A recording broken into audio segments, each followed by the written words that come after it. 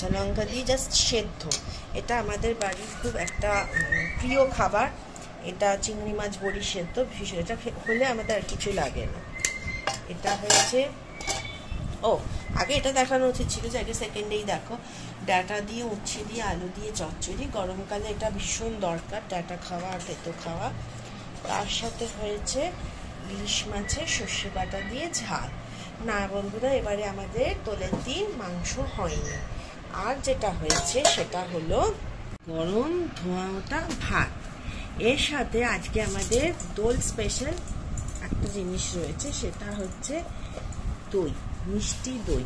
দেখো, এটা ভীমনাগের মিষ্টি দই আছে, কিন্তু এটা খুব ছোট ভাঁড়, আমরা বেশি নিইনি, কারণ দই মিষ্টি তো, মিষ্টিটা অ্যাভয়েড করার জন্য। বাট ঠিক আছে, আজকে একটা ভালো দিন, একটা স্পেশাল ইলিশ মাছ তো হয়েইছে, তার সাথে একটু মিষ্টি দই অল্প অল্প করে সবাই মিলে খাওয়া যাবে।